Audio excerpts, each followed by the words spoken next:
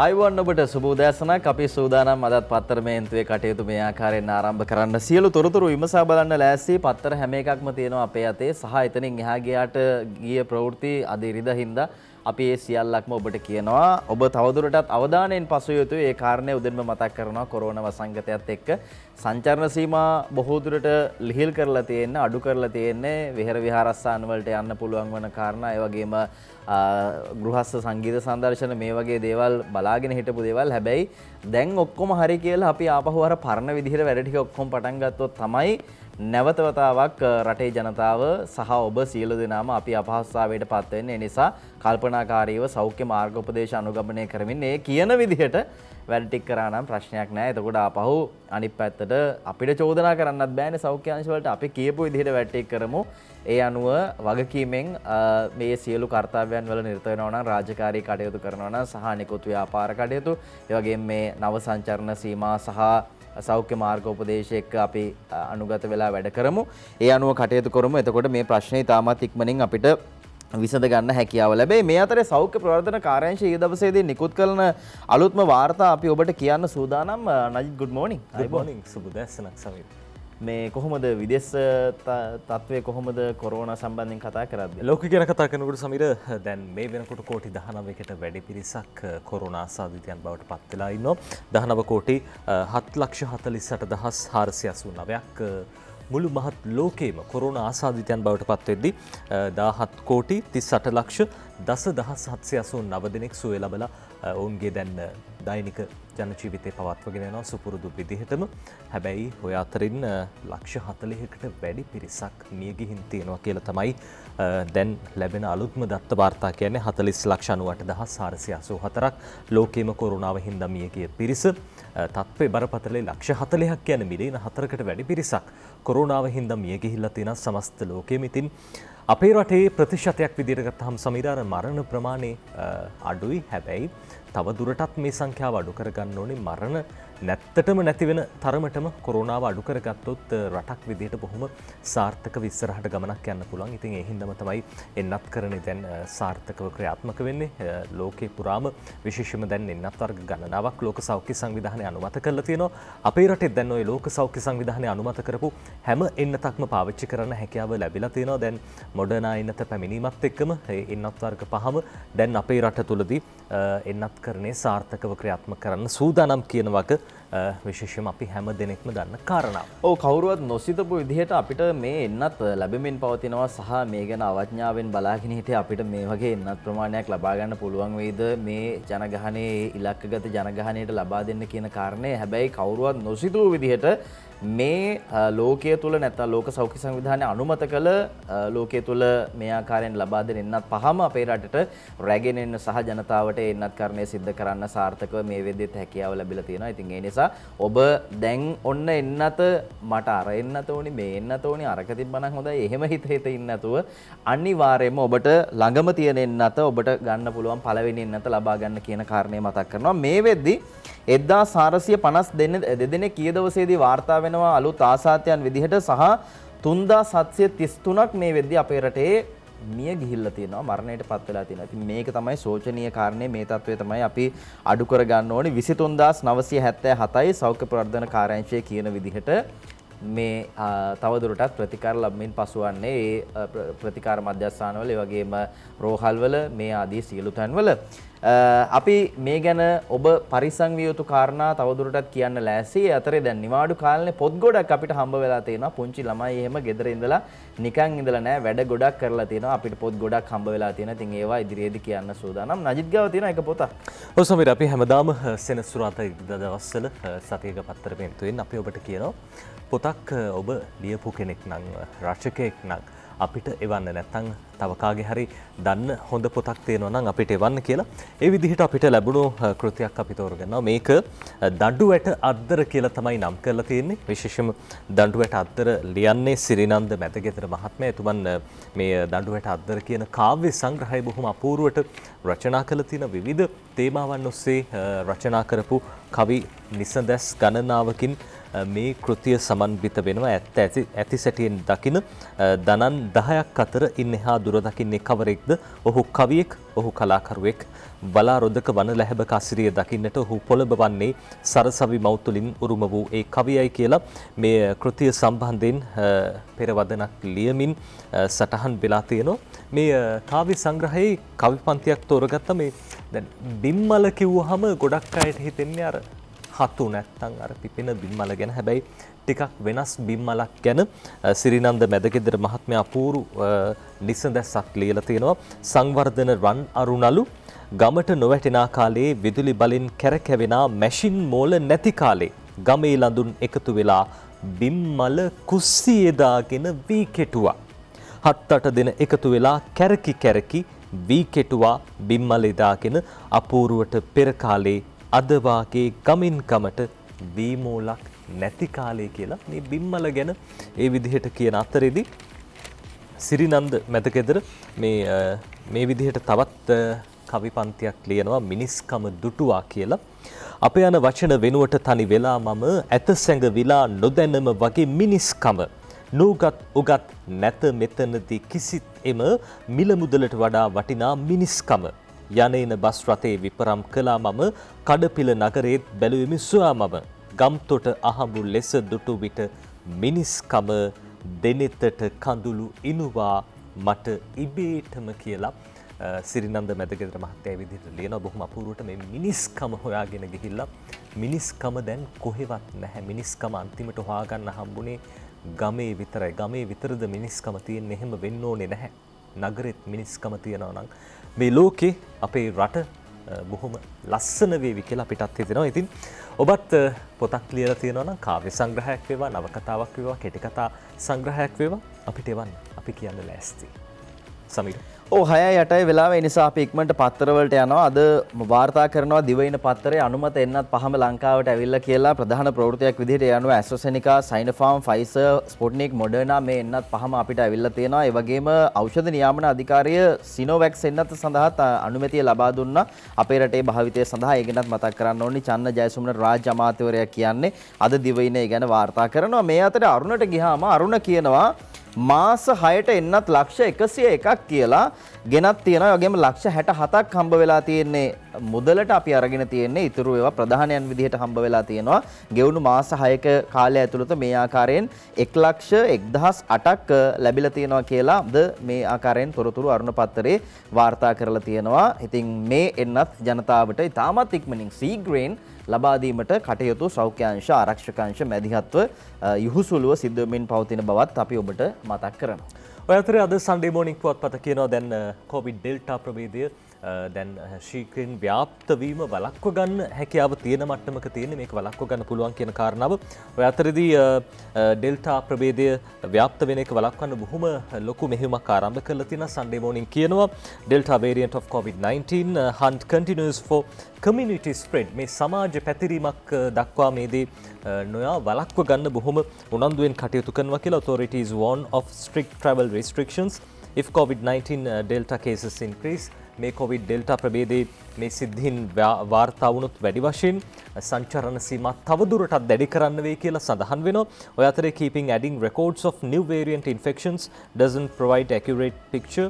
මේ හේරත් මහත්මයා කියන සඳහන් කරන කාරණාව හේමන්ත හේරත් මහත්මයා කියන්නේ දැන් මේ වෙනකොට අලුත් ප්‍රභේදයේ වාර්තා පිළිබඳව ලැබෙන වාර්තා අනුව නිවැරදි චිත්‍රයක් තවමත් ලැබෙන්නේ නැහැ කියන කාරණාව. කෙසේ වෙතත් මේ පිළිබඳව තවදුරටත් අධ්‍යයනය කරමින් ඒ අවශ්‍ය ක්‍රියාමාර්ග ගන්න සෞඛ්‍ය අමාත්‍යාංශය සූදානම් කියන කාරණාව උන් සඳහන් කරනවා. ඔය අතරේ අද දේශීය පුවත්පත කියනවා ලෝකේ මුල් වරට ඩබල් කොරෝනා රෝගියෙක් හමු වෙයි කියලා. අද සුගත්පි කුලතුංගාරච්චි මේ පොත ලියන්නේ කොරෝනා වෛරස් ප්‍රභේද දෙකක් පුද්ගලයෙකුට එකවර ආසාදනය වීමේ හැකියාව ඇති බවට සොයා ගැනීමට දැන් වෛද්‍ය විද්‍යාඥයන් සමත් වෙලා තියෙනවා කියලා අපි හිතාගෙන හිටියේ. එකපාර එකයි හැදෙන්නේ කියලා. හැබැයි එකපාර මේ කොරෝනා ප්‍රභේද දෙකකුත් හැදෙන්න පුළුවන් කියලා ලෝකේ දැන් සෞඛ්‍ය අංශ හොයාගෙන තියෙනවා. ඒ ඇල්ෆා සහ බීටා ඒ කියන්නේ බ්‍රිතාන්‍ය ප්‍රභේදයේ සහ දකුණු අප්‍රිකා ප්‍රභේද දෙකම ආසාදනය වී ඇති කාන්තාවක් ගැන බෙල්ජියමෙන් වාර්තා වෙලා තියෙනවා. කොරෝනා වෛරස් ප්‍රභේද දෙකක් එකවර ආසාදනය වීම ඉතා දුර්ලභ සිදුවීමක් බවත් එසේම මෙවැනි ද්විත්ව ආසාදන තත්ත්වයක් වාර්තා වූ ලොව ප්‍රථම අවස්ථාවද මේ බවත් විද්‍යාඥයෝ පෙන්වා දෙනවා. මේ ද්විත්ව ආසාදනයේ සිදු වෙලා තියෙන්නේ මේ වසරේ මාර්තු මාසයේදී මිය ගොස් ඇති 90 හැවිරිදි බෙල්ජියම් කාන්තාවකටයි කියලා අද දේශීය පුවත්පත වැඩි දුරටත් ඒ පිළිබඳව තොරතුරු කියනවා. ඒ අතරේ දැන් දේශීය කියන තවත් කතාවක් ඒ තමයි ලෝක සෞඛ්‍ය සංවිධානයේ දැන් මේ වෙනකොට අලුත්ම කොවිඩ් බෙහෙත් වර්ග දෙකක් හඳුන්වලා දීලා තියෙනවා කියලා. COVID-19 මරණ 13%කින් අඩු කරන අලුත්ම කොවිඩ් බෙහෙත් දෙකක් අසාධ්‍ය කොවිඩ් රෝගීන් සඳහා නිර්දේශ කිරීමට ලෝක සෞඛ්‍ය සංවිධානය පියවර අරගෙන තියෙනවා. ඒ කොවිඩ් රෝග ප්‍රතිකාර සඳහා වන සිය මාර්ගෝපදේශ යථාවත් කරමින් කියලා අද දේශීය පුවත්පත කියනවා. මෙසේ නිර්දේශ කර ඇත්තේ දැනට ආතරයිටිස් වැනි රෝග සඳහා ප්‍රතිකාර පිණිස යොදා ගැනෙන ඖෂධ ද්විත්වයක් කෝටිකොස්ටෙරයිඩ් කාණ්ඩේ ඖෂධ සමග මෙසේ අලුතෙන් නිර්දේශ කර ඇති මේ ඖෂධ වර්ග දෙක ලබා දෙනවා නම් ඉහළ ප්‍රතිඵල අත්කර ගන්න පුළුවන් කියලා ලෝක සෞඛ්‍ය සංවිධානයේ පහුගිය ජූලි 6 වෙනිදා නිකුත් කරපු නවතම නිවේදනයේ දැක්වෙනවා. ටොසිලිසියුමැබ් ඒ වගේම සැරිලියුමැබ් කියලා මේ ඖෂධ වර්ග දෙක තමයි පාවිච්චි කරන්න කියලත් දේශීය පුවත්පත වැඩි දුරටත් තොරතුරු කියනවා. ඔව් මේ සියල්ලක්ම කරන්න ඉතින් බලාගෙන ගියාම අපේ ඊළඟ පරම්පරාවට දරුවන්ට අපි දරුවෝ වෙනුවෙන් නොකරන දෙයක් නැහැ. ඉතින් දරුවන්ගේ අධ්‍යාපනය ගැන ගත්තාම මේ දවස්වල වර්ජනයකුත් ක්‍රියාත්මකයි. ඔන්ලයින් වර්ජනයක් මේ ඔන්ලයින් ඉගෙනීම් කටයුතු වලින් ඈත් වෙලා තියෙනවා. ගුරුවරු ඉල්ලීම් කිහිපයක් මුල් කරගන්නමින් මෙතන වෘත්තීය සමිති 14ක් ඉන්නවා. ඉතින් ආණ්ඩුව පැත්තෙන් කියන්නේ මේක දේශපාලන කාරණයක් කියලා. කෙසේ නමුත් තවමත් වර්ජනය අවසන් කරන්න ඔවුන් සමත් වෙලා නැහැ. ඔවුන් කියන්නේ ඉදිරියටත් මේ වර්ජනය ක්‍රියාත්මක කරනවා කියලා. මේ අතරේ ළමයි ගැන කතා කරද්දී අපේ රටේ ප්‍රධාන රෝහලක් රිජ්වයාරයා ළමා රෝහලට පැමිණි 600කට කොවිඩ් කියලා අද සිළුමිණ පත්තරේ මේ ආකාරයෙන් තොරතුරු වාර්තා කරනවා. මෙතන දරුවෝ ඉන්නේ 490යි. ඉතිරි අය බාරකරුවන් දෙමාපියන් 100කට අධික සංඛ්‍යාවක් ඉන්නවා කියලයි රෝහල් අධ්‍යක්ෂකවරයා කියන්නේ. රෝහලට ඇතුළත් කළ දරුවන්ගෙන් 10 දෙනෙකු COVID-19 රෝගයෙන් මේ වන විට මිය ගිහිල්ලා තියෙනවා කියලා වාර්තා වෙනවා. අධ්‍යක්ෂකවරයා වෛද්‍ය අධ්‍යක්ෂකවරයා සඳහන් කරනවා රෝහලේ ඉතින් මේ තත්ත්වය අපි තේරුම් අරගෙන දරුවෝ පරිස්සම් කරගමු, දරුවෝ ආරක්ෂා කරගමු, දරුවෝ කොහෙවත් යන්නේ නැහැ. අපි තමයි ගෙදරට රෝගී අරගෙන යන්නේ. ඒ අනුව ගිහිල්ලා යම් ආකාරයක සංකෝලතා තියෙන දරුවෝ ඉන්නවා නම් ඒ වැඩිහිටියන් දෙමාපියන් දැඩි ලෙස පරිස්සම් වෙන්න. එහෙම නැත්නම් තමයි මේ වගේ අවාසනාවන්ත කාරණා අපිට අහන්න දකින්න ලැබෙන්නේ. මේකත් එක්ක අපි යනවා පාසල් පටන් ගන්න කවද්ද කියන කාරණය සම්බන්ධයෙන් අද වාර්තා කරනවා සිළුමිණ පුවත්පත. අගෝස්තුවේ පාසල් විවෘතයි කියලා ඒ අනුව කියන්නේ ගුරු එන්නත්කරණය සාර්ථකව සිද්ධ වෙනවලු. ලංකාවේ ඉන්න 2,42,000ක් පමණ වන සමස්ත ගුරුවරු ප්‍රමාණයෙන් සැලකිය යුතු ප්‍රතිශතයකට මේ වන විට එන්නත් ලබා දී ඇති බව අධ්‍යාපන අමාත්‍යාංශය කියනවා. අධ්‍යාපන අමාත්‍යාංශය පවසන ආකාරයට පහුගිය සතියේ මැද වන විට බස්නාහිර පළාතේ ගුරුවරුන් 86%කට පළමු එන්නත ලබා දෙන්න සමත් වෙලා තියෙනවා කියලයි මේ විදිහට වාර්තා කරන්නේ. ඉතින් මේ එන්නත වගේම නජිත් තව එන්නතක් මේ දවස්වල ටිකක් දෙන්න ඕනි වගේ දෙයක් තේරෙනවා නේද ඔය වර්ජන වලට. මේ කාලේ හැදෙන්න හොඳ නැති ලඩක් නේ හැදිලා තියෙන්නේ. ලෝකේම අපහසුතාවයට පත් වෙලා ඉද්දී දරුවන්ගේ අධ්‍යාපනය ඔන්ලයින් වලින් විතරක් කරද්දී අපේ රටේ ගුරුවරු පාරට බැහැලා එහෙම නැත්නම් ගෙදර ඉඳලා වැඩ වර්ජන කරනවා නම් ඒක සාධාරණයක් තියනවද කියලා ඔබේ හිතෙන් අහන්න. ඔබම විශේෂයෙන්ම ලෝකේ කිසියම් රටක් වෙන ඕනම රටක මේ වෙලාවේ ගුරුවරු පාරට බහලා මේ වගේ ඉල්ලීම් ඉල්ලනවද කියන කාරණේ සම්බන්ධයෙන් යම් අවධානයක් යොමු කරන්න. එහෙම නැහැ. එහෙම තියනවා නම් කියන්න එහෙම රටක් කොහෙවත් නැහැ. අපි හොයලා බැලුවා. ඉතින් ඒක තමයි තත්වය. ගුරුවරු ඒ අයගේ වගකීම් ඉටු කරන්න සහ අනිත් පැත්තෙන් සාධාරණ ඉල්ලීම් නම් ඒවටත් යහපත් ප්‍රතිචාර ලැබිලා ගුරුවරුන්ට සාධාරණයක් ඉටු වෙයි කියලා අපි බලාපොරොත්තු වෙනවා. ඔය කතා කළේ සමීර පාසල් අධ්‍යාපනය පිළිබඳව පුංචි දරුවෝ අධ්‍යාපනය ලැබෙන පුංචි දරුවෝ ලොකු මහත් වෙලා උස් මහත් වෙලා විශ්වවිද්‍යාලවලට ඇතුළත් වෙනවා. මේ දවස්වල වැඩියෙන්ම කතා වෙන විශ්වවිද්‍යාලය කොතලාවල ආරක්ෂක විශ්වවිද්‍යාලය. කොතලාවල පනත ගැන සමාජයේ දැන් විවිධ කතිකාවන් නිර්මාණය වෙලා තියෙනවා. විපක්ෂ පැත්තෙන් සමගි ජන බලවේගයේ පාර්ලිමේන්තු මන්ත්‍රීතුමන් තිස්සත් නායක මහත්මයා කියන කතාවක් අද දේශය මේ විදිහට ලියනවා. කොතලාවල සරසවි පනත විශාල අවුලක් කියලා ඒ මහත්මයා සඳහන් කරලා තියෙනවා. කොතලාවල ජාතික ආරක්ෂක විශ්වවිද්‍යාල පනතට සමගි ජන බලවේගයේ විරුද්ධයි. ඊට හේතුව විශ්වවිද්‍යාල ප්‍රතිපාදන කොමිෂන් සභාවේ පාලනයෙන් සහ නියමයෙන් තොර විශ්වවිද්‍යාලයක් බිහිවීම හේතු කොටගෙන බවත් සමගි ජන බලවේගයේ ජාතික සංවිධායක තිස්සත් නායක මහත්මයා සඳහන් කළා.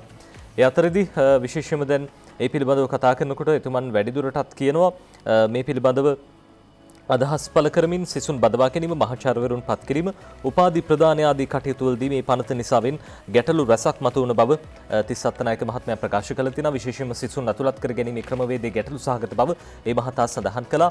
විපක්ෂ නායක සජිත් ප්‍රේමදාස මහතා මේ වන විටත් අන්තර් විශ්වවිද්‍යාලයේ ශිෂ්‍ය බල මණ්ඩලය සමග සහ විශ්වවිද්‍යාල ආචාර්යවරුන්ගේ සංගමය සමග මේ පනත පිළිබඳව දීර්ඝ වශයෙන් සාකච්ඡා කොට ඇතැයිද තිස්ස අත්තනායක මහත්මයා සඳහන් කළා කියලා අද දේශීය පුවත්පත ওই විදිහට කියනවා. මේ අතර දිවයිනට ගියාම දිවයින වාර්තා කරනවා කොතලාවල විශ්වවිද්‍යාල පනත ගැන ස්විල්නිප සාකච්ඡා මට්ටමේ කියලා. එතකොට මේ සාකච්ඡාවලින් අනතුරුව තමයි ඒගොල්ලෝ මේ රජය විසින් ඉදිරිපත් කරන කොතලාවල ආරක්ෂක විශ්වවිද්‍යාල පනත් කෙටුම්පතට සහයෝගය දෙනවද නැද්ද කියලා තීරණය කරන්න කියලා දයාසිරි ජයසේකර මහත්තයා කියලා තියෙනවා.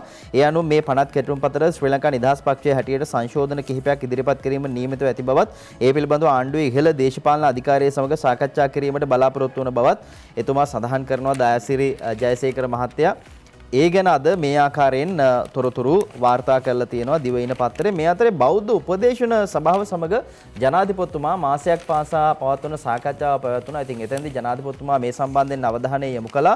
විශේෂයෙන්ම බොහෝ අය කියන කාරණයක් තමයි විශ්වවිද්‍යාල ප්‍රතිපාදන කොමිසම යටතට මේ විශ්වවිද්‍යාලය ගේන්න කියන කාරණය. හැබැයි පාලි විශ්වවිද්‍යාලයවත් තාම විශ්වවිද්‍යාල ප්‍රතිපාදන කොමිසම යටතට ගේන්න බැරි වෙලා තියෙනවා. ඒ විශ්වවිද්‍යාල ප්‍රතිපාදන කොමිසමේ තියෙන මේ පනතේ ගැටලු සහගතයන් නිසා මේ ගැන දවසේදී ජනාධිපතිතුමා කිව්වා. ජෙනරාල් ශ්‍රීමත් ජෝන් කොතලාවල රාජ්‍ය ආරක්ෂක අභ්‍යාස ආයතන සංශෝධන පනත කියලා තමයි මේක යන්නේ. මේක නිවැරදි කරගෙන මේ කරුණු ඔක්කොටම එකම තියලා එකක් පනතක් හැටියට ගේන්න තමයි අපි මේ අලුත් පනත ගෙනල්ලා තියෙන්නේ. මේකෙන් කිසිම අලුත් දෙයක් කරන්නේ නැහැ. මේ පරණ තියෙන ඒවා එක පනතකට ගෙනීම තමයි මේකෙන් බලාපොරොත්තු වෙන්නේ. විශ්වවිද්‍යාලයේ ව්‍යුහය පිළිබඳව අර එක පනතකවත් නැහැ. ඒ ව්‍යුහය දාන්න තමයි මේකෙන් බලාපොරොත්තු වෙන්නේ. මේකට විරෝධය දක්වන සමහර අය කියන දෙයක් තමයි මේක විශ්වවිද්‍යාල ප්‍රතිපාදන කොමිෂන් සභාව යටතට ගේන්නේ නැහැ කියලා. ඇත්තටම ආරක්ෂක අමාත්‍යාංශයටත් අවශ්‍ය මේ විශ්වවිද්‍යාලයත් විශ්වවිද්‍යාල ප්‍රතිපාදන කොමිෂන් සභාවට ගේන්න කියලා. නමුත් විශ්වවිද්‍යාල ප්‍රතිපාදන කොමිෂන් සභාවේ පනතන අනුව මේවා ඒ අයට ගන්න බෑ. ඒක තමයි දැනට පාලි විශ්වවිද්‍යාලයට තියෙන ප්‍රශ්නය. ඉතින් අපි දැනට විශ්වවිද්‍යාල ප්‍රතිපාදන කොමිෂන් සභාවගේ පනත වෙනස් කරන්නට ක්‍රියා කරගෙන යනවා. මේ විශ්වවිද්‍යාලයත් එහි අධීක්ෂණය අතට ගේන්න පුළුවන් වෙනවා. අපි බලාපොරොත්තු වෙනවා හෙදි අභ්‍යාස විද්‍යාලත් විශ්වවිද්‍යාලවලට පත් කරන්න. ඊළඟට coconut research institute, T research institute වගේ ඒවා විකාශ කළ විශ්වවිද්‍යාලයක් හදන්න. ඒවත් දැනට තියෙන පනත අනුව ප්‍රතිපාදන කොමිෂන් සභාව අතට ගේන්න බෑ. මේවත් ගේන්න එන පුළුවන් විදියට ඒ පනත සංශෝධනය කරනවා. එතකොට ඒ සංශෝධනය කරාම අපි මේ සෑම විශ්වවිද්‍යාලයක්ම ප්‍රතිපාදන කොමිෂන් සභාවේ අධීක්ෂණය යටතට පත් කරනවා.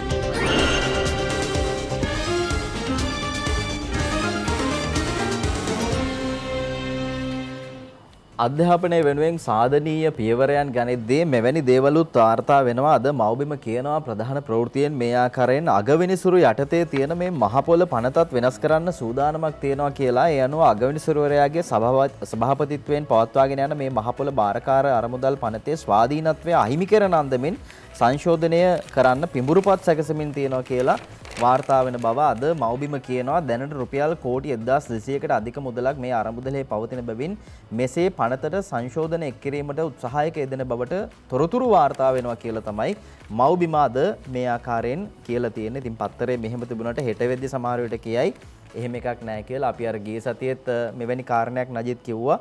එන්නතක් සම්බන්ධයෙන් ඒ එන්නත ගැන මව්බිම වාර්තා කරලා තිබුණු විදිහට ඇත්තටම අපි බය හිතුණා. හැබැයි පහුවදා තිබුණා නෑ එහෙම ප්‍රශ්නයක් නෑ එන්නතේ කියලා අදාළ සෞඛ්‍ය අංශ සම්බන්ධ කරගෙන ඒකට උත්තරයක් දාලා තිබුණා. අපි බලමු මේ ප්‍රවෘත්තිය ගැන එවැනි දෙයක් වෙයිද අපිට ඉදිරියේදී ගැන කියන්න පුළුවන්කම ලැබේ. ඔය අතර සමීර දැන් මේ වෙනකොට ඔන්ලයින් අධ්‍යාපනය ලබා දීම සම්බන්ධයෙන් කිසියම් ආකාරයක ගැටලුකාරී තත්ත්වයක් මතුවලා තියෙනවා. ගුරුවරු බොහෝ පිරිසක් දැන් මේ වෙනකොට ඔන්ලයින් අධ්‍යාපනය ලබා දීමෙන් ඉවත් වෙලා තියෙනවා. ඉතින් මේ ගැන අද සන්ඩේ මෝනිං පුවත්පත තොරතුරක් කියනවා. දැන් තව දුරටත් ඉස්සරහට මේ වර්ජන ක්‍රියාත්මක වෙයිද කියලා. online education sector TUs to continue strike. ඉදිරියටත් මේ වර්ජන සිද්ධ කරන්න සූදානමක් තියෙන කතාවක් අද මේ විදිහට සන්ඩේ මෝනිං පුවත්පත කියනවා මේ මහින්ද ජයසිංහ මහත්මයා ලංකා ගුරු සංගමේ ප්‍රධාන ලේකම්තුමන් සඳහන් කරන කාරණාව we would continue to protest until we are given proper solution. අපිට හරි විසඳුමක් දෙනකන් අපි තවදුරටත් අකණ්ඩව මේ වර්ජනය සිද්ධ කරන්න සූදානම් මේක කන්ටිනියු කරගෙන යන්න ඉදිරියටත් කරගෙන යන්න කටයුතු කරනවා කියලා මහින්ද ජයසිංහ මහත්මයා සඳහන් කරනවා. ඉතින් පුංචි දරුවන්ට මේ පාසල් ආරම්භ වෙනකන් හරි මේ අධ්‍යාපනය ලබා දෙන්න පුළුවන් නම් බොහොම වටිනවා. හැබැයි අර සමහර වෙලාවට අපිට හිතන කාරණාවක් තමයි සමීර අර අපි ගුරු මව්වරු පියවරු දෙමව්පියෝ මේ අපේ අම්මල තාත්තලටත් වඩා ඉහළින් සමහරලාට තැනක තියලා තියෙන හැබැයි පුංචි දරුවන්ට මේ විදිහ අසාධාරණ කටයුතු සිද්ධ කරන්න හොඳද කියන කාරණාව අර සමීර කිව්වා වගේම ලෝකේ කිසිම රටක දැන් මේ වෙලාවේදී ගුරු වර්ජනයක් සිද්ධ වෙන්නේ නැහැ. හැබැයි අපේ රටේ එහෙම සිද්ධ වෙනවා. මේ ඉල්ලීම් අයිතීන් දිනා ගන්න වෙන ක්‍රමයක් නැද්ද කියලාත් හිතෙන තරමට මේ කොහොම වුණත් ඉතින් මේ වර්ජනය තවදුරටත් ක්‍රියාත්මක කරනවා කියලා තමයි ගුරු සංගම් නම් කියන්නේ. වැඩේ තියෙන අපිට ගුරුවරු ඉස්සර නම් අපිට කියලා දුන්නේ දැන් ඉස්කෝලේ එකදී එහෙම ප්‍රශ්නයකදී නේද මොන හරි ප්‍රශ්නයක් තියෙනවා නම් ටීචර් ඇවිල්ලා කියන්නේ පුතේ ඔයාලා මාත් එක්ක මුලින්ම කතා කරන්න. ඊට පස්සේ ඕනනම් ප්‍රින්සිපල් සර් ගාවට යන්න. මුලින්ම එළියට බහලා නේද පන්ති කට් කරලා එහෙම කරන්න කියලා අපිට කියලා දෙලා නැහැනේ. ඉතින් නේද? සාකච්ඡාවෙන් විසඳ ගන්න පුළුවන් නම් ඒක තමයි හොඳම දේ. දරුවෝ වැඩි මානසික පීඩාවකින් ඉන්නේ ඔන්ලයින් විතරයි දෙයනේ කියලා තිබුණේ සමහර දරුවන්ට. සමහර පොඩි දරුවෝ අහනවා නජිත් දැන් දවස් 5ක් 6ක් විතර මේ ගුරුවරු නැහැනේ ටීචර්ස්ලා නැහැනේ. ඒගොල්ලෝ හරි ආදරේනේ. පොඩි 2 3 පන්තියේ ළමයි ටීචර් ලෙඩ වෙලාද දන්නේ අපි බලන්නේ අංකෝ අම්මේ. එහෙම කියලා කියනවා. ඉතින් මොන තරම් දරුවෝ මේ තියෙන ආදරේ සෙනෙහස ගුරුවරුන්ට තියෙන ගෞරවයද මේ නැති කරගන්නේ.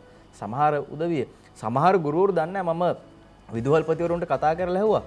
සමහර ගුරුවරු දන්නේ මොකටද මේ වර්ජනය කරන්නේ කියලා. කවුරු හරි කෝල් කරලා කියව පමණින් ඔන්ලයින් ක්ලාස් කරන්නේ නැහැ. මේක තමයි ඇත්ත කතාව. එහෙම කරන්න එපා අම්මේ තාත්තේ ගුරු මව්වරුන් පියවරුන් අපි දන නමා නමස්කාර කරන හිස නමා ආචාර කරන ඕන තැනකදී මහපාරේ දැක්කත් අපි වඳිනවා ගුරුවරුන්ට. ඉතින් ඒක තමයි ඇත්ත කතාව. ඒ නිසා මේ தત્ත්වය තේරුම් ගන්න. මේ අතරේ අද සිළුමිණ වාර්තා කරනවා දුමින්ද නාගමුව ඇතුළු 6ක් එළියට මේ නිරෝධායනය සඳහා පල්ලෙකැලේ නිරෝධායන මධ්‍යස්ථානයේ හිටියන පිරුටගාමී සමාජවාදී පක්ෂයේ ප්‍රචාරක ලේකම් දුමින්ද නාගමුව ඒගම සංජීව බණ්ඩාර සහ ධම්මික මුණසිංහ යන ක්‍රියාකාරීන් මේ 6 දෙනා නිදහස් කරලා තියෙනවා සිකුරාදා. ඒ ගැන අද මේ විදිහට වාර්තා කරලා තියෙනවා. මාධ්‍ය අපි වාර්තා කරා ITN ප්‍රවෘත්ති බලවනම් ඔබ දකින්න ඇති.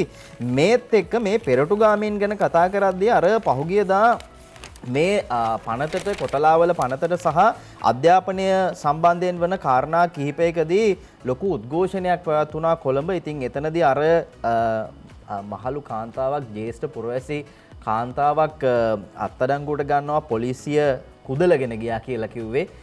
මේ උස්සගෙන යනවා. ඉතින් මේක ඒ වෙලාවේ හිටපු මාධ්‍යවේදීන් පවා නජිත් අපිට මතකයි ඕ කොහෙද ඔය මේ ආච්චම්ම ගැන නේද උස්සන් යන්නේ එහෙම කියලා පොලිසියෙන් අහනවා. ඉතින් කවුද මේ ජ්‍යෙෂ්ඨ පුරවැසි කාන්තාව කියලා පොඩ්ඩක් අද පත්තර කිහිපයක් හොයලා බලලා තියෙනවා. මව්බිමත් ඒ ගැන තියෙනවා. ඒ වගේම අරුණ පත්තරෙත් මේ සම්බන්ධයෙන් වාර්තා කරලා තියෙනවා. එයත් එක්ක කතා කරලා තියෙනවා. ඇය නැනසීලිද සිල්වාය මෙනමින් හැඳුන්වාට ඇය කවරෙක්දැයි රට්ටුන් නොහඳුන බව සහතිකයි.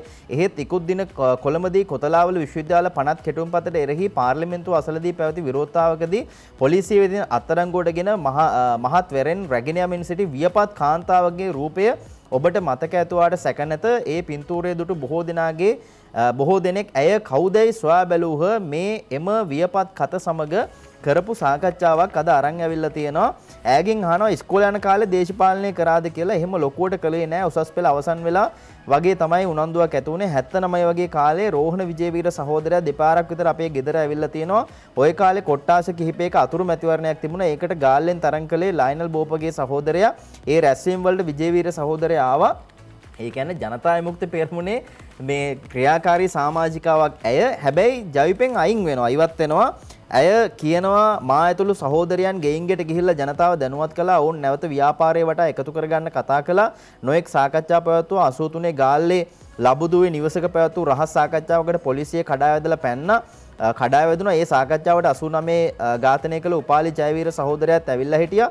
පොලිසිය එනකොට අපි දුවලා ගිහිල්ලා බේරුණා. ඒ කාලේ ඉඳලා දුවලා තියෙනවා. මේ 83 ඉඳලා දුවන්න පටන් අරගෙන තියෙන්නේ. එතකොට ඇය නුවර නජිත් නුවර ඉඳලා තමයි ওই උද්ඝෝෂණයට ඇවිල්ලා තියෙන්නේ මේ පාර්ලිමේන්තු එක ගාව තිබුණ. ඇය කියනවා අර සංචාරන සීමා තිබුණ කාලේ. තිබුණ කාලේ තමයි ඇවිල්ලා තියෙන්නේ. දැඩි ලෙස සංචාරන සීමා තිබ්බ කාලේ ඔබ නුවරට ආවේ කසාද බැඳලාද කියලා අහලා තියෙනවා. නෑ මම කසාද බැඳලා නෑ. ඊට වඩා මට දේශපාලනය ලොකු වුණා කියලා අය කියනවා. පක්ෂය කිව්වොත් යාපනයට යන්න කියලා ඒකටත් මම යනවා කියලා අය කියනවා. යන්න සූදානම් පොදු අරමුණක් වෙනුවෙන් වැඩ කිරීම තමයි මගේ අරමුණ කියලා අය කියලා තියෙනවා. ඉතින් කසාදයක් බැඳලා නැහැ, දරුවෙක් නැහැ. ඉතින් ඒ නිසා දේශපාලනයේ මේ වගේ දේවල් වලට යන්න පුළුවන්. ඉතින් එහෙමනම් මොකක් හරි තව යටි අදහසක් ඇති කියලා හිතනවානේ. මොනවා හරි NGO වලින් හරි සල්ලි හරි මොනවා හරි දෙයක් වාසියක් ඇති වෙන්නේ මිනිස්සු මේ විදිහට පාරට බහින්නේ. නැත්තම් තමන්ගේ දරුවෙකුත් නැත්තම් දරුවෝ ගැන හිතලාද මේ ආකාරයෙන් එළියට බහැලා මේ උද්ඝෝෂණ වලට යන්නේ, පොලිසියත් එක්ක ගැටෙන්න මේ ආදී ප්‍රශ්නාර්ථ ගණනාවක් තියෙනවා. ඉතින් මේත් එක්ක මෙහෙම ජේෂ්ඨ පුරවැසි කාන්තාවක් ගැන කතා කරන වෙලාවේ බලන්න අද මව්බිම් පත්තරේ තියෙනවා මෙහෙම ගුරු අම්මාවරුනුත් අපේ රටේ ඉන්නවා සහ ඉඳලා තියෙනවා. මේවා සමහරුන්ට අමතකයි. අද වාර්තා කරනවා හල්මිල්ල වැටියේ ඉඳන් යකාවැවට පුට් සයිකලේ පැද්දා මේ කාන්තාව මේ ගුරු මව්තුමිය කොටි මරු කටේ දරුවන් වැළඳගෙන 30 වසරක් උගන්වපු අම්මා කෙනෙක්, ටීචර් කෙනෙක්. අද ඒ ගැන මේ වාර්තාව අරන් එනවා. පත්වීම අරන් මුලින්ම ගියේ හල්මිල්ල වැටියේ ඉස්කෝලේට කියලා ඇය කියනවා. ඒ වගේම ජීවිතේ එපා කියලා යකාවැව දරුවොත් එක්ක හිටියා. කොටි ගහලා වනසපු ඉඳිගොල්ලෑව S2කට දැක්කා කියලා ඇය කියනවා. මේ 94 අගෝස්තු මාසයේදී ඉඳිගොල්ලෑව ගම්මානයට LTT ප්‍රහාරයක් එල්ල කළා. ඒ ප්‍රහාරයෙන් සාමාන්‍ය ජනතාව විශාල ප්‍රමාණයක් මිය ගියා. මම එතකොට හල්මිල්ල වැටිය පාසලේ උගන්වනවා. මමත් ඉඳිගොල්ලෑව ගම්මානයේ බලන්න ගියා. යුද්ධයේ මෙතරම් කුරුළු දෙයක් දැයි මම අදහසකට එළඹුණේ ඒ ගමනින්. ඒ කාලේ යකාවේ ඉඳලා වවුනියාවේ තිරප්පම් මඩුව කැලෑ පාරක් තිබුණා. ඒ කැලෑ පාරෙන් තමයි LTT ඉඳිගොල්ලෑව ගම්මානයට ඇවිල්ලා තියෙන්නේ. මේ ආදී කරුණු කාරණා ගණනාවක් කියනවා නජිත්. ඉතින් මේ කොටි කටේ ඉඳලා කොටි මරු කටේ ඉඳලා දරුවන්ට උගන්වපු ගුරු අම්මලා, ගුරු මව්වරුන් මොන තරම් ජීවිත අවදානමක් තියාගෙනද වැටුප් පිල්ලුවද ඒගොල්ලෝ වැටුප් වැඩි කරන්න කියලා කිව්වද? අවදානම් දීවනාවක් හම්බ වෙන්නේ නැති දුෂ්කර දීමනාවක්. හැබැයි ඒගොල්ලෝ එහි සේවය කරන්න බෑ කියලා කිව්වේ නැහැ. ඉතින් මෙහෙව් අම්මලා මොන තරම් ජාතියට වාසනාවක්ද කියන එක අපි මේ නිවුස් එක මේ ප්‍රවෘත්තිය හරහා ඔබට අද වාර්තා කරනවා. හොඳයි සමීර, අපි මේ ප්‍රවෘත්තියත් එක්කම යනවා තව වෙනස්ම පැත්තකට. ඒ තමයි දැන් කොරෝනාව හින්දා රටේ ආර්ථිකය බිඳ වැටිලා තියෙන්නේ. ඒක රහසක් නෙවෙයි. හැබැයි ආර්ථිකය ගොඩ ගන්න හැටි කවුරුත් විපක්ෂයේ වේවා මේ සම්බන්ධයෙන් කතා කරන අය වේවා කියන්නේ නැහැ. ඩොලර් වැඩි කරගන්නේ කොහොමද කියලා කියන්නේ නැහැ. ඩොලර් අඩු වෙන හැටි ගැන නම් කතා කරන්න ඕන තරම් අය ඉන්නවා. හැබැයි ඩොලර් වැඩි කරගන්න දැන් වැඩපිළිවෙලක් ක්‍රියාත්මකයි. සන්ඩේ ඔබ්සර්වර් පුවත්පතේ අද ප්‍රධාන සිරස්තලයේ අමාත්‍ය ප්‍රසන්න රණතුංග මහත්මයා සඳහන් කරන කාරණාවක් දැන් අපේ රටේ මේ සීමාව නැත්නම් අපේ භූමිය දැන් ඉදිරියේදී සංචාරක කර්මාන්තය සඳහා නැවත වරක් ප්‍රවර්ධනය කරන්න වැඩපිළිවෙල පටන් ගන්නවා කියලා එතුමන් කියනවා. Global Promotional Campaign for Large Scale Tourism මේ මහා පරිමාණයෙන් සංචාරක ව්‍යාපාරයේ නංවන්න දැන් ගෝලීය වශයෙන් ඉදිරියේදී ප්‍රවර්ධන වැඩසටහනක් ක්‍රියාත්මක කරන්න සූදානම් කියලා එතුමන් කියනවා. Sri Lanka's borders to be reopened කියලා මේ අපේ රටේ සීමාවන් නැවත ජාත්‍යන්තරයට විවර කරන්න වැඩපිළිවෙලක් ක්‍රියාත්මක කරන්න සූදානමින් ඉන්නවා කියලා අමාත්‍ය ප්‍රසන්න රණතුංග මහත්මයා සඳහන් කරනවා. අපේ රටට විදේශ විනිමය ගලාපු ප්‍රධාන දැවැන්තම ක්ෂේත්‍රයක් තමයි සංචාරක කර්මාන්තය. අර බොහෝ වෙලාවට සමීර අපි දැක්ක දැන් පහුගිය රජයෙන් පවා සංචාරක කර්මාන්තේ නංවන්න හෝම් ස්ටේ ලෝන් මේ දැවැන්ත වැඩපිළිවෙලක් දියත් කළා. හැබැයි එහෙම වැඩපිළිවෙලක් දියත් කළාට සංචාරකයෝ වෙන්නේ නැත්නම් කිසිම තේරුමක් නැහැ. ඉතින් ඒ නිසාම තමයි අමාත්‍යතුමන් ප්‍රසන්න රණතුංග මහත්මයා මේ වැඩපිළිවෙල තවදුරටත් ඉස්සරහට අරගෙන යමින් රටේ ආර්ථිකය නංවන්න විදේශ විනිමය ගලාගෙන ඉන්න දැන් සංචාරක කර්මාන්තය දියුණු කරන්න ඒ විදිහට අපේ රට පිළිබඳව ලෝකයේ බොහෝ තැන්වල ප්‍රවර්ධන කටයුතු සිද්ධ කරන්න සූදානමින් ඉන්නවා කියන කාරණාව සඳහන් කරන්නේ. අර අපි දැක්ක සංචාරක බුබුලු විදිහට දැන් බොහෝ පිරිසක් එනවා. දැන් මාර්ගෝපදේශයන් සෞඛ්‍ය මාර්ගෝපදේශයන් ටිකක් ලිහිල් වෙලා තියෙන්නේ. මේ දේත් එක්කම සංචාරකයන් නැවත පැමිණෙන්න ඕනේ සුරක්ෂිතව. දැන් හැම දිනෙකම දන්නවා ආරක්ෂිතව කටයුතු කරන්නේ කොහොමද කියලා මීටරේ දුර තියාගෙන මුවාවරණ පළඳලා මේ හැම දෙයක්ම සෞඛ්‍ය මාර්ගෝපදේශයන්ට අනුකූලව සිද්ධ කරලා ආරක්ෂිතව කොරෝනා වැළඳ ගන්න නැතුව අපිට මේ සංචාරක කර්මාන්තය පවා දියුණු කරන්න පුළුවන් නම් ඒක බොහොම වටිනවා. අපිට දැන් මේ මොහොතේ රටක් විදිහට අවශ්‍ය වෙන්නේ විදේශ විනිමය මුදල් රට ඉස්සරහට ගෙනියන්න. ඉතින් ඒ සඳහා දියුණු තාක්ෂණය පාවිච්චි කරලා වැඩපිළිවෙලක් ක්‍රියාත්මක කරන්න සූදානම් කියලා අමාත්‍යතුමන් සඳහන් කරනවා. අද සන්ඩේ ඔබ්සර්වර් ගැන ප්‍රධාන සිරස්තලයෙන් කියන්නේ. මේ අතර කටුනායකින් එන යන මගින්ගේ PCR පරීක්ෂණ ජර්මන් සමාගමකට දෙනවා කියලා අද මේ ආකාරයෙන් වාර්තා කරනවා අරුණ පත්තරේ. එතකොට ඇයි මේ ජර්මන් සමාගමකට දෙන්න කියන කාරණය සම්බන්ධයෙන් හොයලා බලද්දී PCR පරීක්ෂණ වලට අමතර සෙම පටල සාම්පල් එකතු කිරීමද ඒ සමාගමට පැවරලා තියෙනවා. ඉදිරි වසර දෙක සඳහා මේ සමාගමට අවසර ලබා දීමට නියමිතයි. ගුවන්තොටුපළේ පර්චස් 282ක භූමි භාගයක් මේ සමාගමට ලබා දෙන්න සැලසුම් කරලා තියෙනවා. ඒ රසායනාගාරය හා සාම්පල් එකතු කිරීමේ මධ්‍යස්ථාන පිටවීම සඳහා ඒ සඳහා මාසිකව ඇමරිකානු ඩොලර් දසදහසක මුදලක් මාසිකව අය කරන්න නියමිත බව සංචාරක අමාත්‍යාංශය කියනවා. මේක ආයෝජනයක් විදිහට තමයි කරන්නේ. දිනකට PCR පරීක්ෂණ 6900ක් කරන්න නියමිතයි. පැයකට පරීක්ෂණ 500ක් සිදු කරන්න සැලසුම් කරලා තියෙනවා. PCR පරීක්ෂණයක මිල ඇමරිකානු ඩොලර් 40කට මිල නියම කරලා තියෙනවා. 2021 අවුරුද්දේ මාස 5 තුල කටුනායක ගුවන්තොටුපළට පැමිණෙන හා පිටත් වන යන මගින්ගේ සංඛ්‍යාව මිලියන 2ක් පමණ බව ඇස්තමේන්තු කරලා තියෙනවා ඉදිරි මාස 5 ඇතුළත. ඉතින් මේකත් එක්ක තමයි මේ වැඩසටහන ජර්මන් සමාගමකට ලබා දෙන්න කටයුතු කරලා තියෙන්නේ කියලා අරුණාද වාර්තා කරන්නේ. අද සිලෝන් ටුඩේ පුවත්පතත් කියන දිවයිනට පැමිණෙන දැන් විදේශ රටවල ඉඳන් එන ශ්‍රී ලාංකිකයන්ට පවා සංචරණ විශේෂම මේ කටයුතු සිද්ධ කරන අතරේදී සෞඛ්‍ය මාර්ගෝපදේශයන්ට අනුව ඒ කටයුතු සිද්ධ වෙන්න ඕනේ. අලුතින් ගයිඩ්ලයින්ස් නැත්නම් මාර්ගෝපදේශයන් හඳුන්වලා දීලා තියෙනවා. සිලෝන් ටුඩේ පුවත්පත කියන amended guidelines for travelers issued මේ සංචාරකයන් සඳහා නව මාර්ගෝපදේශයන් හඳුන්වලා දීලා තිනවා. යටතේ පැය 72කට පෙර PCR පරීක්ෂණයක් සිද්ධ කළ වාර්තාවක් ලබාගෙන එන්න ඕන. පැය 72ක් ඇතුළත දිවයිනට පැමිණෙන මොහොතට පැය 72කට පෙර ලබා ගන්න ඕනේ මේ PCR පරීක්ෂණ වාර්තාව. ඒ වගේම ඉංග්‍රීසි භාෂාවෙන් තියෙන්න ඕනේ මේ PCR වාර්තාවේ තොරතුරු. ඉතින් මේ සියල්ල පනවලා තියෙන්නේ දැන් රටේ ආරක්ෂාව වෙනුවෙන්. ඒ සඳහා විශේෂම සෞඛ්‍ය අංශත් උපදෙස් ලබා දීලා තියෙනවා කියලා සිලෝන් ටුඩේ පුවත්පත අද සඳහන් කරනවා. මේ අතරේ දිවයිනට ගියාම දේශපාලනික කාරණයක් වාර්තා කරනවා මේ විපක්ෂය සන්දානයකට රහස් සාකච්ඡා කියලා. ඉතින් මේ සන්දානයේ එක කොටසක් වෙන්නේ නැති ඊයේ දවසේදී එළි දැක්කා.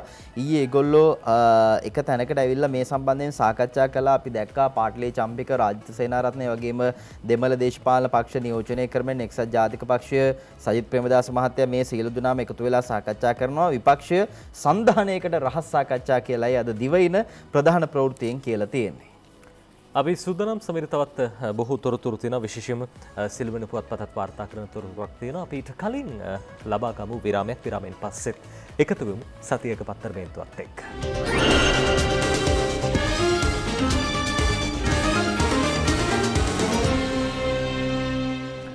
ඔබට එකතු වෙන්නේ සතියක පත්තර බේන්තුවත් එක්ක. අපි ජාතික පුවත්පත්වල තොරතුරු බලමින් ඉන්නේ. සමීර දැන් මේ දවස්වල පොහොර ගැන කතා වෙනවා, පලිබෝධනාශක මේ හැම දෙයක් ගැනම කතා වෙනවා. අද සතියක අරුණ කියන කතාවකට අපි අවධානය යොමු කරන්න ලෑස්ති වෙන්නේ. සාලී කුමාර ගුණසේකර මේ පුවත ලියන්නේ පලිබෝධනාශක 200ක් ගෙනත් කියලා සාලිය මේ විදිහට ලියනවා. ලියාපදිංචි කර ඇත්තේ 80යි, පරීක්ෂා කර ඇත්තේ 18යි. ඉතිරියවට මොකද උනේ? මෙරටද පලිබෝධනාශක වර්ග 200ක් ආනයනය කර ඇතත් ඉන් පරීක්ෂාවට ලක් කර ඇත්තේ 18ක් පමණක් බවත් එම් පරීක්ෂණ කටයුතු සිදු කර ඇත්තේත් විශේෂයෙන්ම විදේශ රටවලදී බවත් කෘෂිකර්ම අමාත්‍ය මහින්ද අනන්තලුත්ගමගේ මහත්තයා කියලා තියෙනවා. වී ඇතුළු විවිධ භෝග වර්ග වලට යෙදීම සඳහා කෘමිනාශක, වල්නාශක සහ දිලීරනාශක වර්ග 200ක් පමණ පහුගිය කාලය පුරාවට ආනයනය කර ඇති බවත් රජයේ ලියාපදිංචි කරලා තියෙන්නේ. පලිබෝධනාශක වර්ග 80ක් විතරක් කියලාත් සඳහන් වෙනවා. ඉතින් රටට ලැබෙන්න ඕන සල්ලි තමයි ඔය අපතේ ගිහින් තියෙන්නේ පහුගිය කාලේ. මේ අතරේ පොහොර ලේකම් කාර්යාලයේ වැඩ බලන අධ්‍යක්ෂකවරයා ඉවත් කරලා තියෙනවා කියලා අද දිවයින පත්තරේ වාර්තා කරනවා. පොහොර ලේකම් කාර්යාලයේ වැඩ බලන අධ්‍යක්ෂකවරයාව සිටි රොෂාන් මහත්තයා වහාම ක්‍රියාත්මක වන පරිදි දූරෙන් ඉවත් කරලා තියෙනවා. කෘෂිකර්ම අමාත්‍යාංශ ආරංචි මාර්ග කියන්නේ යලකන්නේට අවශ්‍ය පොහොර තොග ප්‍රමාණවත් තරම් රට තුළ තියෙද්දී ඒ පිළිබඳව සොයා බලා නිසියවරින් බෙදා හැරීමට කටයුතු නොකිරීම ඔහු දූරෙන් ඉවත් කිරීමට හේතුව වෙලා තියෙනවා කියලයි දැනගන්නට හම්බ වෙලා තියෙනවා කියලා අද මේ ආකාරයෙන් දිවයින වාර්තා කරන්නේ. ඉතින් වැඩ කරන්න බැරි නම් අයින් වෙන්න ඕනේ. අපි දැක්ක පොහොර ඕන තරම් ගබඩාවල තියෙනවා. ඇමතුමා ගියාම ඒවා දැක්කා. මේ අතරේ මේ කාබනික පොහොර වගාවට යන්නේ හරිත ශ්‍රී ලංකා වැඩසටහන යටතේ මේක එක් වැඩසටහනක් විතරයි. කාබනික පොහොර කියන කාරණය මේ ගැන මුදල් අමාත්‍යවරයා පළාත් පාලන නියෝජිතයන් සමග තිබුණු සාකච්ඡාවකදී කියනවා සහ එතනදී විශේෂ කාරණයක් කියනවා ඉදිරියේදී හාල් මිල ඒ වගේම අත්‍යවශ්‍ය භාණ්ඩවල මිල අඩු කරන්න කටයුතු කරනවා කියලා අපි බලමු. හරිත ශ්‍රී ලංකා කියන වැඩපිළිවෙල අපි කරනවා. ඒක තුලින් තමයි අපිට අනාගත පරපුර වෙනුවෙන් කරන්න පුළුවන් ආයෝජනය. ඒකෙදී කරුණු 27ක් උඩ තමයි ගරු ජනාධිපතිතුමා කැබිනට් මණ්ඩලය ඇමතිවරු අනුමත කරේ. ඒකේ එකක් විතරයි මේ පොර එක. මේ වකුගඩු රෝගීන් ගැන බලනකොට ඒ ආදිය තියෙන මේවා බැලුවම මහා පිනක් මේ කරන එක. මේක අපි තාම ක්‍රමානුකූලව මේ කටයුත්ත කරන්නේ. නමුත් මේක තමයි අපිට ඉස්සරහට තියෙන විසඳුම. අත්‍යවශ්‍ය ආහාර ද්‍රව්‍යවල මිල ගණන සම්බන්ධයෙන්ද අමාත්‍යවරයා මෙහිදී අදහස් පළ කළා. අත්‍යවශ්‍ය ද්‍රව්‍ය මොනවද? අද හාල් කිලෝ එකක් ගන්න බැරි කී දෙනෙක් ඉන්නවද බඩගින්න? තුන් වේල කන්නේ නැතුව ඉන්න කට්ටිය ඉන්නවා. අපි ඒ කට්ටියට මුලින් කන්න දෙමු. අපිට ඡන්දෙ දුන්නේ ඒ කට්ටිය. ඒ වගේ අපි මුලින් යමු ඒ කොටක් අනුව. මහින්ද ජනාධිපතිතුමා කාලෙත් එහෙමනේ අපි ගියේ. හැමෝටම විදුලිය දුන්නා. දැන් ඊයේත් මං ගෙන්නලා හාල් ගැන මේව කරා. හාල් මිල බඩුවලට වගේම වැදගත්. ඇත්තම කියනවා නම් මම මුලින්ම කරන්නේ හාල් මේ ඒ ටික මේ අත්‍යවශ්‍ය ද්‍රව්‍ය ටික අඩු කරන්න. ඒකට මට උදව් කරන්න. එතුමා සඳහන් කරන විදිහට මුලින්ම මේ කන්න නැති මිනිස්සුන්ට කන්න දීලා ඉන්න ඕනේ. සමහර වෙලාවට මේ අර ගොඩක් දේවල් තියෙන කට්ටියත් මේ තමුන්ට නැති දේවල් ගැන ඉල්ලනවා. හැබැයි එහෙම නෙවෙයි වෙන්න ඕනේ. නැති අයට මුලින්ම දීලා ඉන්න ඕනේ. ඉතින් ඒ වැඩපිළිවෙල ඉස්සරහට ක්‍රියාත්මකයි. අපි බලමු අද දවසේ කාටෝ.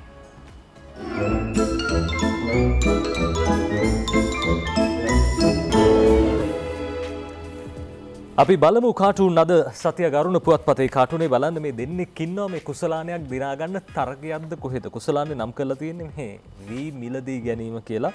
ඔය ඉන්නේ ඩඩ්ලි මහත්තයයි මහින්දානන්ද මහත්මයා බලන්නකො සයිස් එක. කවුරු දිනයිද කියලා ඉතින් අපිට හිතා ගන්න පුළුවන් මේක දැක්කම. හැබැයි වෙන්න නම් ඕනේ ඇමතිතුමා දිනන්න ඕනේ. අපිට වාසිය හැමුණොත් නෑ ජනතාව විදිහට. රුහිතන් කාටුන් එක දිවයින පත්තරේ තියෙන දෙන්නෙක් අතර කතාවක් ඇවිල්ලා ඔන්න එක්කෙනෙක් කියනවා මේ විදිහට පොහොට්ටුව තාච්චියලු ආප්පේ ශ්‍රීලනිපේලු තාච්චියට ඕන විදිහට ආප්පේ ඉන්න ඕනි කියලා තිස්ස කුට්ටි කියන්නේ. මේවා ඇහෙනකොට එදා කාපු ආප්පත් තමාරන්න හිතෙනවා ඇති බං කියලා තියෙනවා. ඒ අතර දිවෙන පුවත්පතේ කාටුනේ දැන් අද දවසේ දිවෙන පුවත්පතේ අඳින කාටුනේ බලන්න එදා කොටි සහ අද COVID-19 මේ වෙනස එදත් කොටි මර්ධනය කරන්න ඉදිරිපත් වුණේ අපේ වීරෝදාර හමුදාව රණවිරුව. අදත් රණවිරුව ඉදිරිපත් වෙලා ඉන්නවා කොවිඩ් මර්ධනය කරන්න. ඉතින් අද එන්නත් වලින් තමයි එදා අර තුවක්කු වලින් කාල තුවක්කු වලින් එල්ල කරපු ප්‍රහාර අද එන්නතින් එල්ල කරන්න ලෑස්ති වෙනවා කියලා. ඔන්න දැන් එදා වගේම තමයි අද. සිම්පල් මෑන් සිලුමිනේ තියෙන එඩෙක්ලින්ගේ කාටුන් එක අද මේ විදිහට ඔන්න ඇවිල්ලා කියනවා එක්කෙනෙක් ඉතිහාසයේ අපේ ඇත්තෝ වර්ජනය කරලා තියෙන්නේ රටේ යහපතට. අනිත් කෙනා කියනවා මේ වෙලාවේ මේ කරන දේවල් නම් මට තේරෙන්නේ නෑ මහත්තයෝ කියලා තියෙනවා. අපි කාටුන් අවසන් කරන කවිපද දෙකක් තෝරගන්නවා. දිවෙන පුවත්පතට අඳින ලියන හිටිවනේ කවිය අනුරාධ හිරිපිටියගේ ලියන්නේ කොරෝනා මැදින් යයි වර්ජන රැල්ල නිරෝධාය නෙනි එය කරනුයේ මෙල්ල උද්ඝෝෂකයෝ හා රජයේ පැටලිල්ල සිසු පරපුරගේ කරනුයේ සිත් රිදවිල්ල කියලා සිසු පරපුරගේ කරනුයේ සිත් රිදවිල්ල කියලා ওই විදිහට ලියලා තිනවා. අපේ මේ පුංචි දරුවන්ට එයාගේ හිත නම් රිදවන්න එපා අපේ ගුරු මව් දෙමව්පියන්ගෙන් අපි ඉල්ලන්නේ.